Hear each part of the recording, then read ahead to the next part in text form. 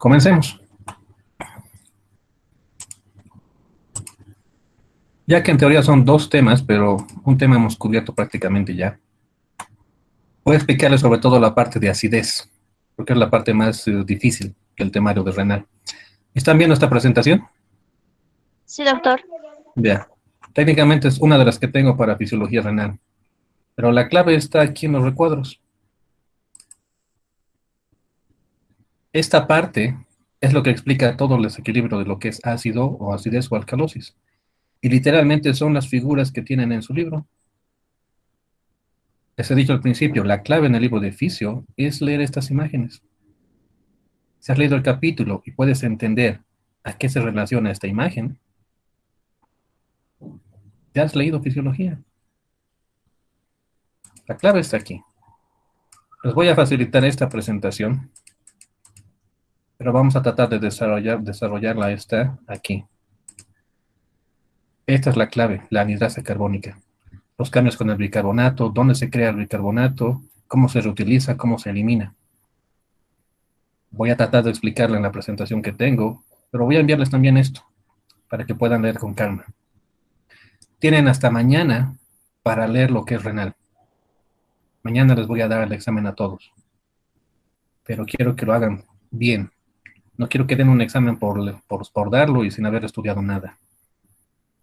A partir del sábado empiecen con sangre, porque ya no hay más tiempo. He dejado una colección de 5 o 4 videos, que siendo honesto, con que veas los 4 videos, vas a entender todo lo que es el mecanismo de la coagulación. Solamente tienes que ver esos videos. Así de simple es la coagulación. Pero la siguiente semana vamos a avanzar eso y voy a empezar con lo que es inmunidad. Así que tenemos poco tiempo. Vamos a avanzar hoy día lo que es, sobre todo, los sistemas tampón. Les voy a dar también la presentación para que puedan utilizarla o estudiarla. ¿Están viendo esta presentación? Sí, doctor. A Sí, ver. doctor, se ve. Sí, doctor. Analicemos. En teoría ya hemos visto un poco de lo que es pulmones, ya hemos visto a modo general lo que son los riñones. Solamente nos falta conocer cómo actúan los glóbulos rojos y vamos a entender realmente el equilibrio ácido-base. El día de ayer les mostré una hojita donde se veía estos cálculos y las variaciones entre lo que es acidosis y alcalosis, entre respiratorio y metabólica. Espero que esta presentación realmente les ayude a amalgamar esa información, porque tienen que manejarlo de esta forma. Un trastorno del equilibrio ácido-base, o lo que en un paciente en emergencia significa una acidosis o una alcalosis, puede significar la vida o la muerte de ese paciente. Y son a veces pequeños detalles lo que pueden salvar la vida de ese paciente. Entender esto les va a ayudar a ver cuándo utilizas, por ejemplo, la insulina en un paciente que tiene ese problema. Porque no solamente va a bajar el nivel de azúcar, ayuda a recaptar potasio. Y van a ver cómo el potasio se relaciona con el equilibrio. Sé que a ustedes no les gusta mucho química. Y es por eso que les parece difícil, pero no es difícil. Si piensan que es difícil, se vuelve difícil.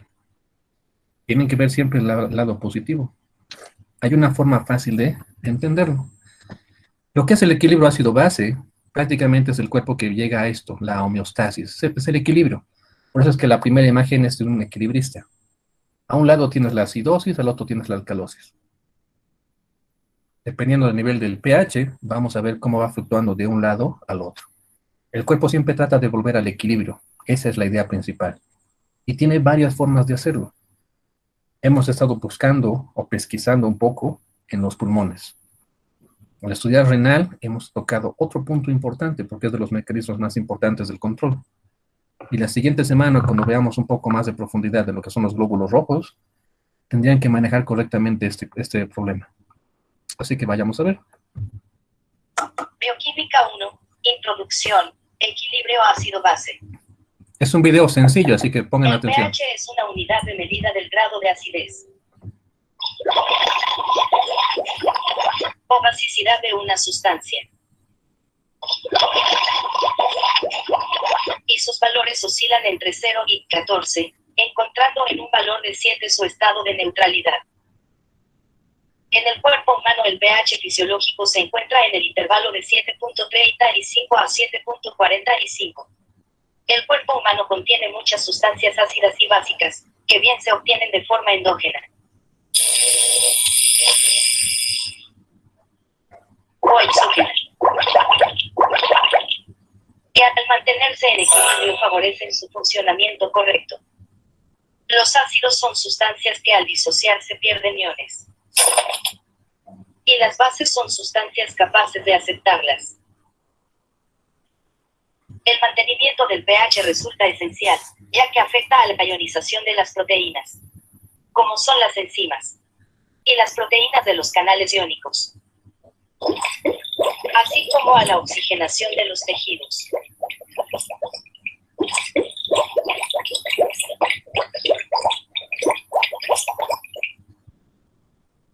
Una disminución en el pH incrementa el tono simpático, teniendo como consecuencia dilatación de la pupila, aumento de la frecuencia cardíaca, estimulación de adrenalina en médula suprarrenal,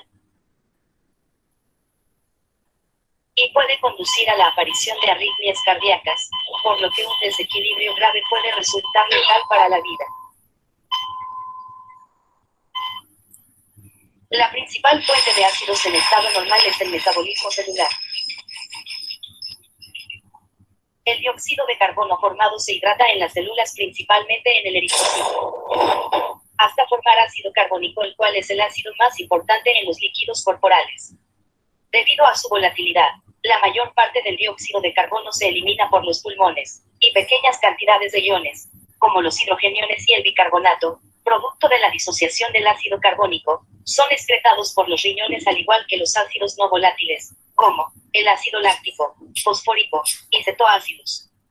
Para un correcto funcionamiento celular se requiere de un pH a nivel arterial de 7.35 a 7.45. Para mantener este valor de pH es necesario que esté presente el dióxido de carbono y el bicarbonato en una proporción de 20:1. Se requieren algunos órganos como los pulmones y riñones, además de la sangre y los sistemas amortiguadores. Los pulmones controlan el intercambio de dióxido de carbono y de oxígeno entre la sangre y la atmósfera. Los eritrocitos transportan gases entre los pulmones y los tejidos. Los riñones controlan la síntesis de bicarbonato en el plasma y la excreción del ion hidrógeno.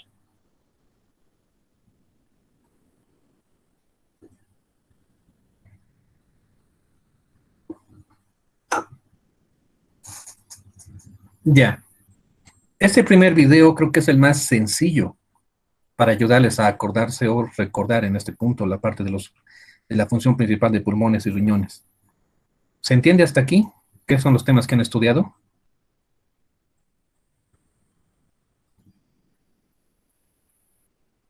No Sí, escuché bien, doctor, ¿qué pasó?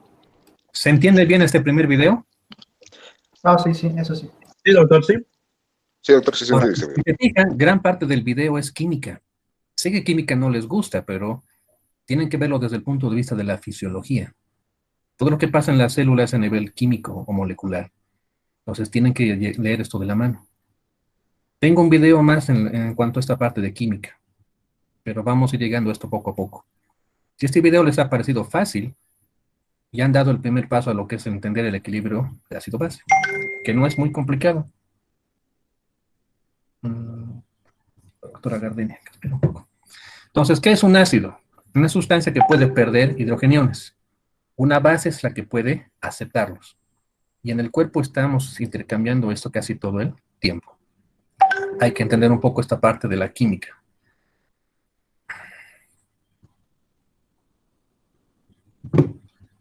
Ya. Que siempre hasta ahora.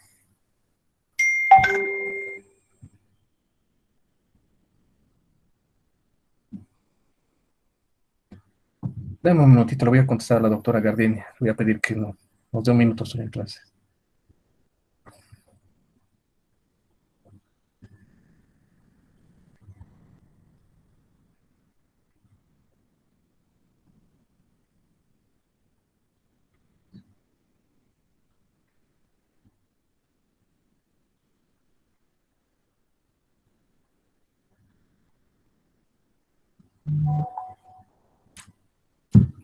Ya.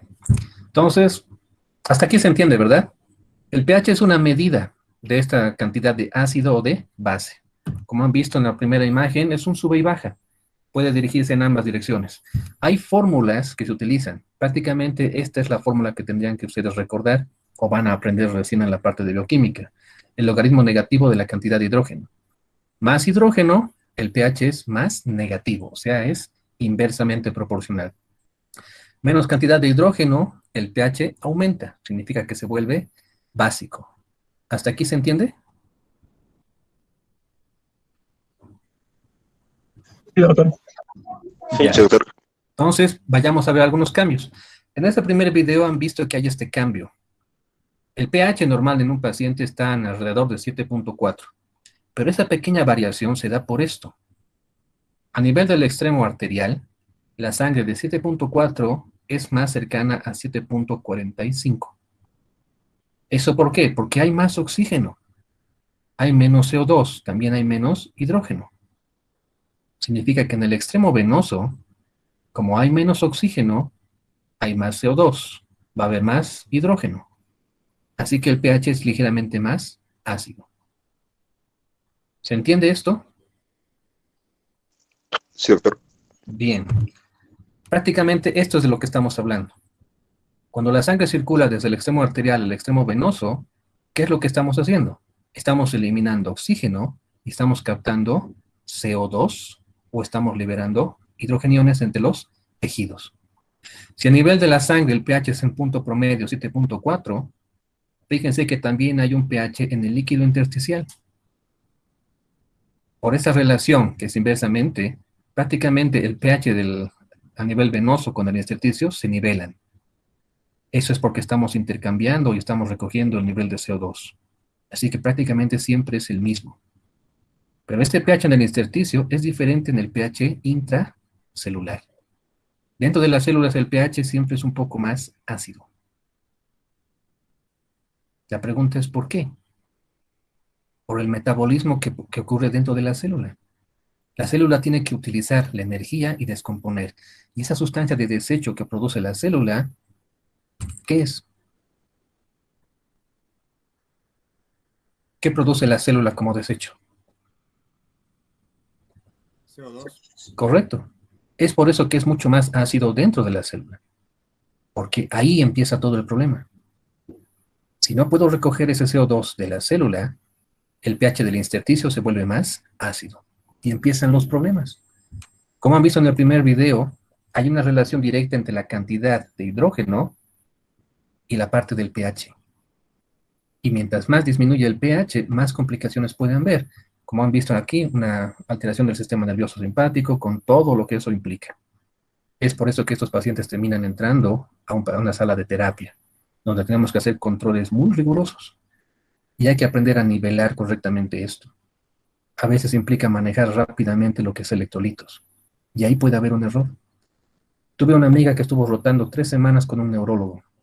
Y cuando llegó un paciente descompensado, ha hecho el cálculo para reponer la cantidad de sodio que necesitaba el paciente y ha empezado la administración sin esperar que llegue el neurólogo.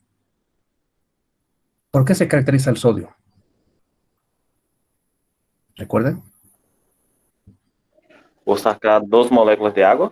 Correcto, el sodio arrastra agua. Lastimosamente ella calculó mal. Le estaba reponiendo sodio al doble de la velocidad necesaria. Entró tanto sodio en el sistema nervioso que le causó un edema cerebral. Y lastimosamente el paciente murió.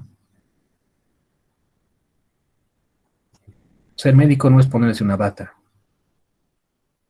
Tienen que aprender las cosas bien. Y tienen que entenderlo, y esta es la base. Entender cómo funciona el pulmón, los riñones, es base para casi todo el manejo que vas a hacer en un paciente. Veamos esos trastornos del equilibrio ácido-base. Para nosotros va a ser acidosis o alcalosis. Y podemos clasificar esto prácticamente en 2 problemas principales: respiratorio o metabólico.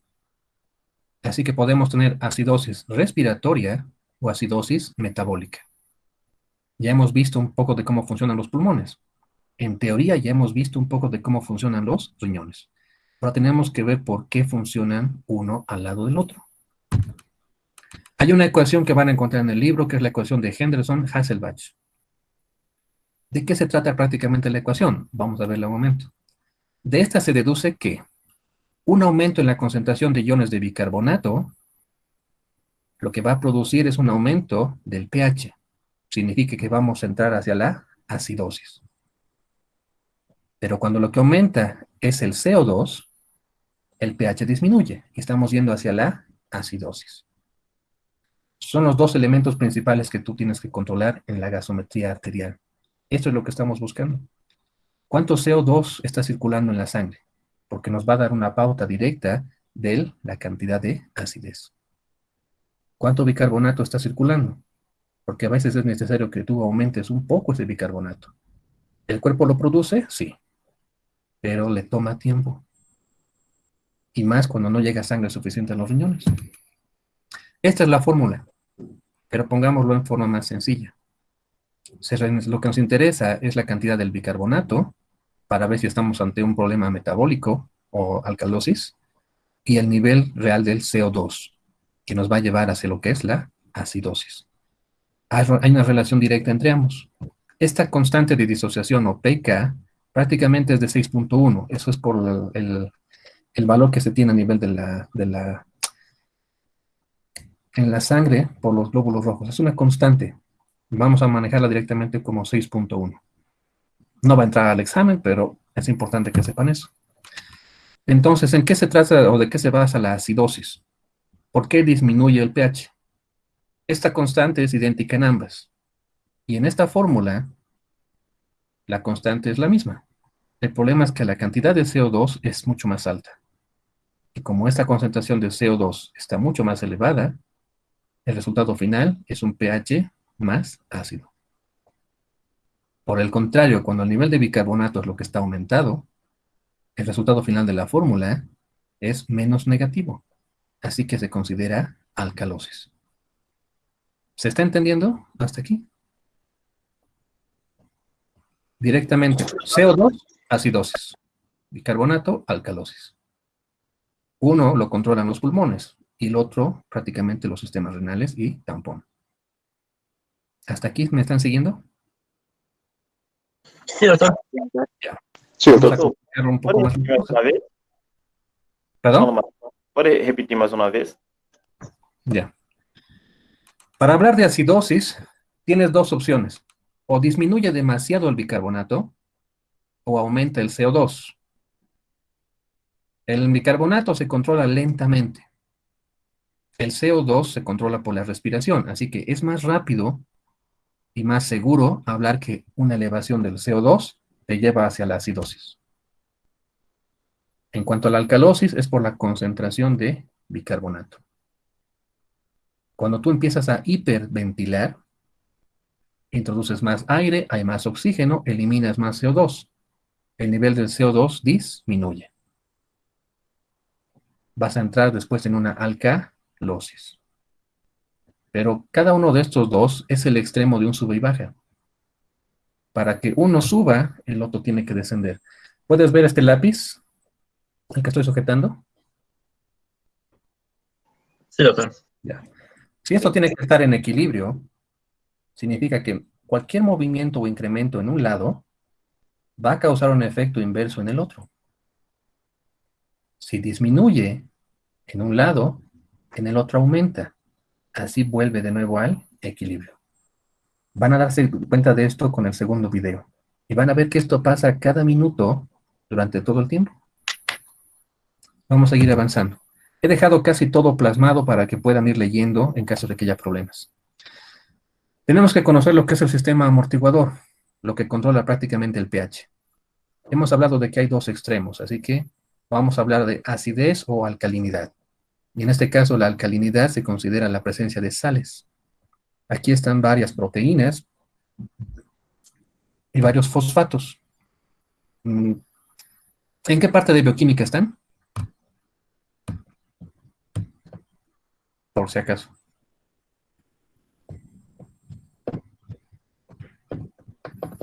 ¿Se ubican química básica? ¿Nombres?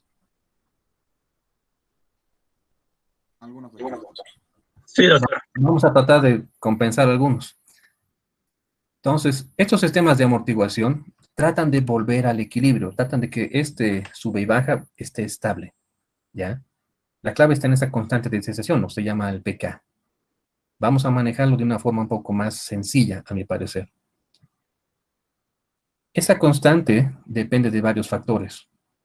Y este movimiento que puede subir o bajar depende de la capacidad de este pK para aceptar hidrógeno y volverse ácido, o liberar hidrógeno y volverse básico. Ahora, este cambio se controla en varios sistemas. Aquí estamos viendo 3, ácido carbónico y bicarbonato. Prácticamente estamos viendo un poco de respiratorio y un poco de renal, que son los 2 temas principales que vamos a manejar. La presencia de fosfatos o proteínas, vamos a ver eso dentro de los glóbulos rojos y dentro del torrente sanguíneo. Pero empecemos explicando el más importante, la relación del bicarbonato con el ácido carbónico. Y van a ver que es química, es jugar con los elementos y destruirlos y volver a armarlos una y otra vez. La clave es volver al equilibrio. ¿Recuerdan en soporte cuando en toxicología hablamos de anular un ácido con una base? ¿O anular una base con un ácido? Es lo mismo. Aquí tengo una base fuerte. ¿Cómo la puedo anular? Utilizando un ácido. En ciertos tóxicos como la lejía, ¿qué le dabas al paciente?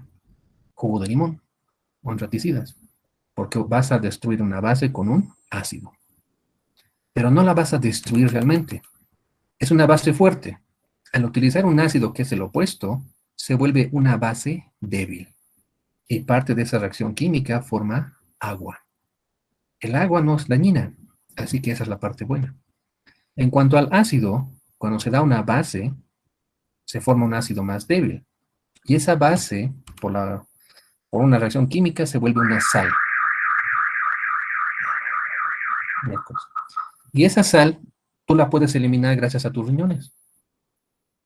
Es la forma en la que los riñones te ayudan a eliminar ese exceso de sustancias dañinas. ¿Se está entendiendo? Sí, doctor. Ya. Sigamos. Tenemos estos sistemas de amortiguación. Tenemos el bicarbonato, fosfato y proteínas. Vamos a tratar de explicar un poco esto. Pero prácticamente dentro de los sistemas amortiguadores tenemos el sistema respiratorio y el sistema renal. Son prácticamente lo que ya hemos visto hasta ahora. Y hay que entender realmente cómo funciona. El sistema amortiguador de bicarbonato, vamos a ver ahorita una composición química para que esto sea más claro, es la combinación o juego con estos químicos. El bicarbonato, debido a la estructura química, puede jugar con el ácido carbónico y crear nuevas sustancias, como crear o reformar el CO2 y el agua. Y el agua la puedes reutilizar. Esa es una ventaja. Cuando al medio donde se encuentra un sistema se añade, por ejemplo, un ácido, este reacciona con el bicarbonato y haces un ácido más débil. El diagrama que teníamos arriba. Y cuando al ácido carbónico le pones una sal, que sea una base, creas cloruro de sodio. Esa es la sal. Es este diagrama. Prácticamente esto es lo que acabamos de ver. Pero pongámoslo en un diagrama que para ustedes sea más sencillo. El sistema del bicarbonato. La ventaja es que vamos a crear agua. Volvamos a la fórmula. La constante de disociación, o pK, es de 6.1. Así que el poder amortiguador no es muy alto, porque el pH manejamos sobre 7. La ventaja del bicarbonato es ¿cuál? Que tenemos gran cantidad de bicarbonato. Así que, aunque no es muy bueno para amortiguar, por la cantidad que tenemos, puede hacer una gran diferencia.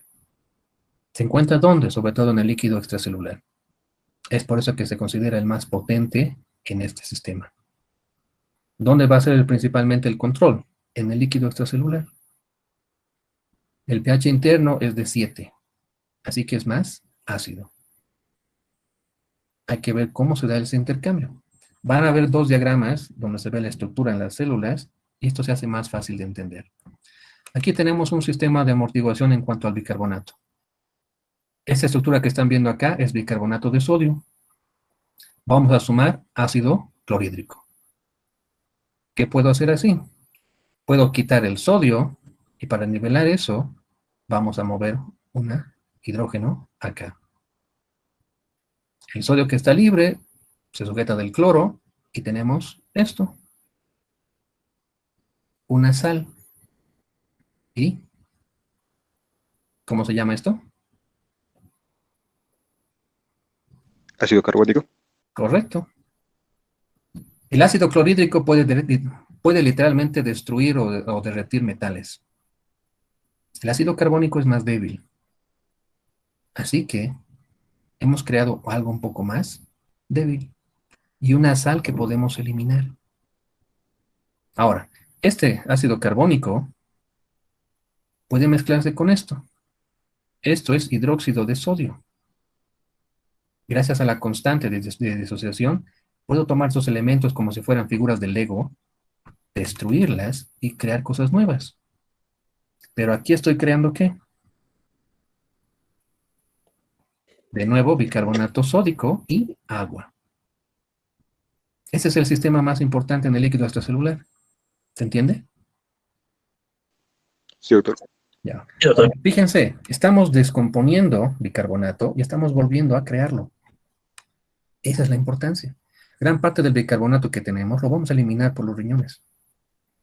Pero las células están creando cada vez más bicarbonato. Y aprovechan eso en el sistema tubular, en el túbulo colector final. Ahí tomamos las piezas para volver a crear más bicarbonato y poder mantener estable el pH de la sangre. Veamos un poco de lo que son los fosfatos. Aquí tenemos el fosfato difásico de sodio y el monofásico de sodio, que prácticamente es Na o Na2. Ya que esto es prácticamente una base, cuando se añade un ácido, se descompone y creamos nuevas sustancias. Van a verlo igual. El sistema de amortiguación de fosfato. Prácticamente lo que hace es crear una sal y al mismo tiempo crear agua. Sin embargo, la poca cantidad se encuentra en el... hay una poca cantidad de este sistema a nivel de lo que es el líquido extracelular. Eso es por la cantidad de fosfatos que normalmente hay en la sangre. Su constante ya no es de 6.1, es de 6.8. Eso en cuanto a líquidos corporales. Esta es la fórmula. Entonces, tenés sodio 2, o en este caso es disódico. HPO4 es un fosfato. Entonces tenemos fosfato disódico. Al mezclar esto con un ácido clorhídrico, descomponemos las cosas y creamos ¿qué? ¿Qué es ese sodio hidrógeno 2 PO4?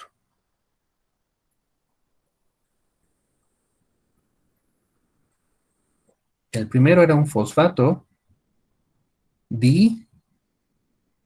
o sea, 2 sodios. Ese es un fosfato monosódico, un sodio. Y el otro sodio se mezcla con el cloro y creamos una sal. ¿Se entiende? Voy a explicarlo, doctor. Ya. Al principio tienes aquí un fosfato disódico, 2 sodios. Al colocarlo o mezclarlo con ácido clorhídrico, rompes una unión, permitiendo que se libere un sodio. Esa unión la toma ¿qué? Este hidrógeno.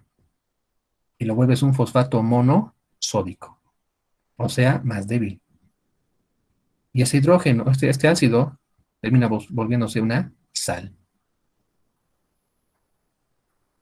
¿Se entiende? Ahora sí, doctor. Ya. Ahora, ¿qué tenemos aquí? Tenemos este elemento, el fosfato monosódico. Al mezclarlo con un hidróxido de sodio, volvemos a soltar las piezas del Lego y volvemos a crear esto. Fosfato monosódico más agua. El agua ya no es dañina, así que aunque nos ha tomado un poco de trabajo, hemos neutralizado gran parte de un ácido. La constante para los fosfatos es de 6.8. Y es el sistema amortiguador más importante en los túbulos renales. Porque allí estamos jugando ¿con qué? Con el sodio. Es por eso que hay bombas para recapturar el sodio. para utilizar los fosfatos. ¿Se entiende? Sí, doctor. Sí, doctor. Hay 2, 3 diagramas donde les va a ayudar un poquito. Pero les repito, son los diagramas que están en el libro. Tienen que acostumbrarse a leer bien el libro de fisiología. La clave está ahí en sus diagramas. Terminamos con el sistema de amortiguación de proteínas. Tiene un carácter anfótero. Significa que puede dirigirse en ambas direcciones. Puede soltar hidrógenos y volverse ácido, o puede captar hidrógenos y volverse básico. Si estamos hablando de proteínas, primera pregunta, ¿qué proteínas conoces hasta ahora?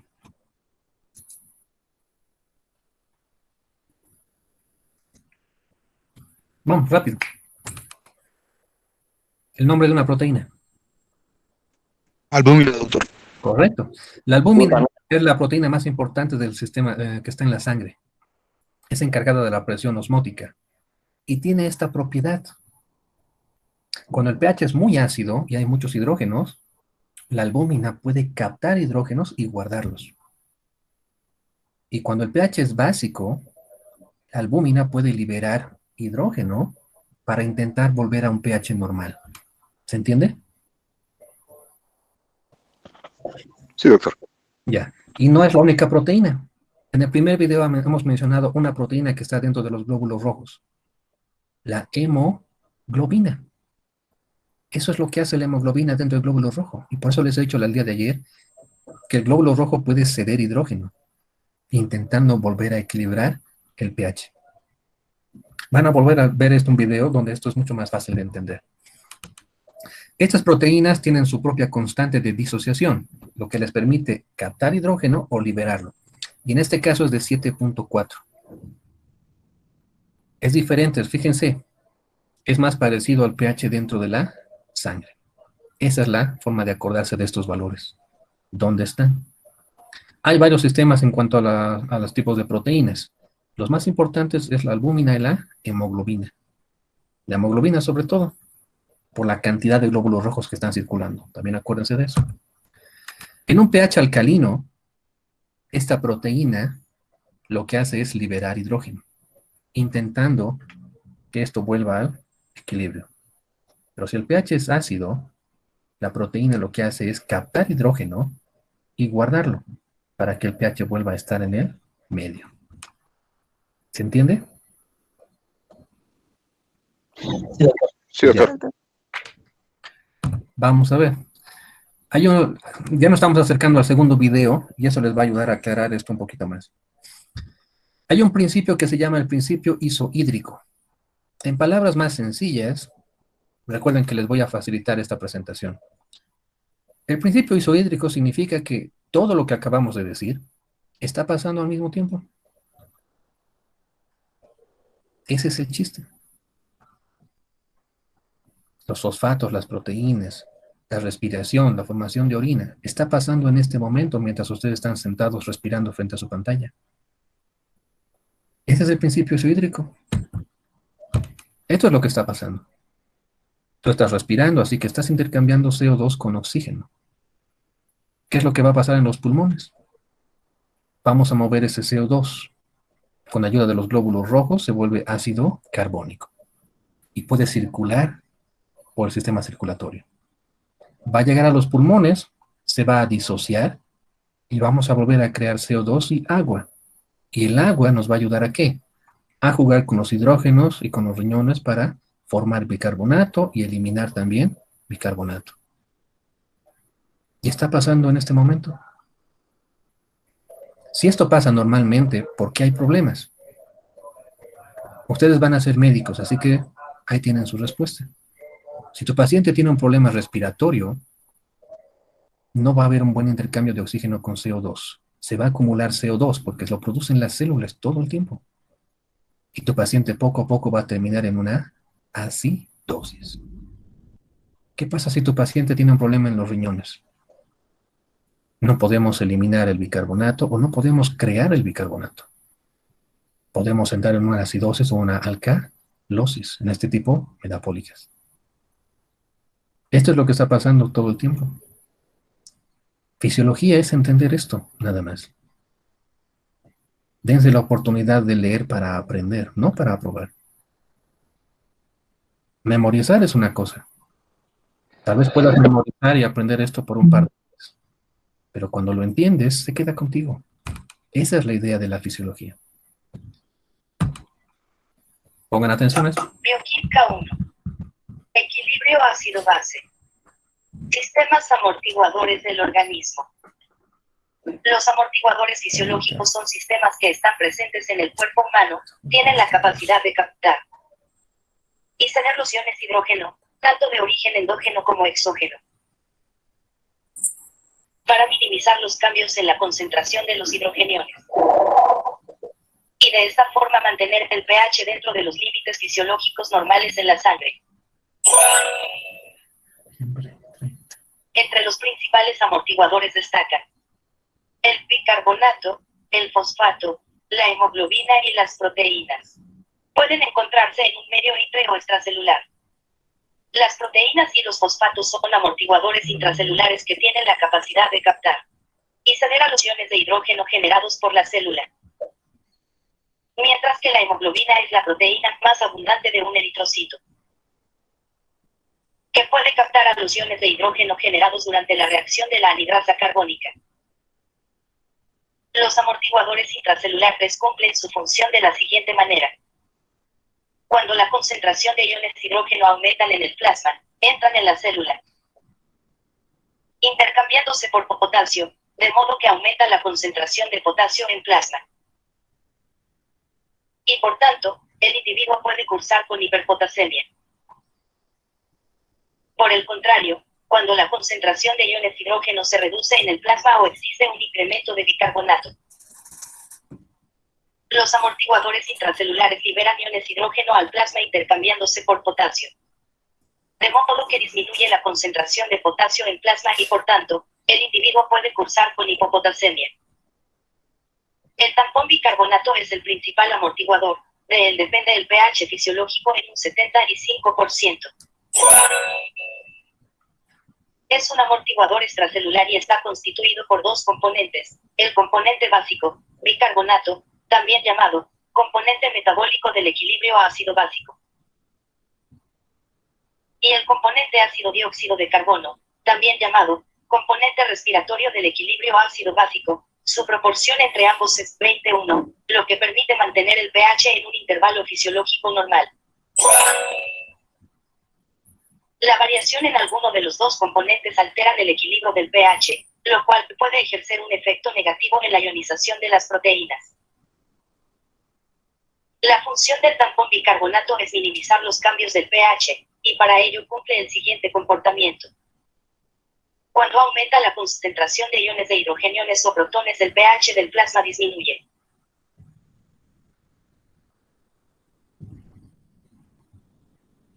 Bajo esas circunstancias, el bicarbonato acepta y neutraliza los hidrogeniones, formando ácido carbónico,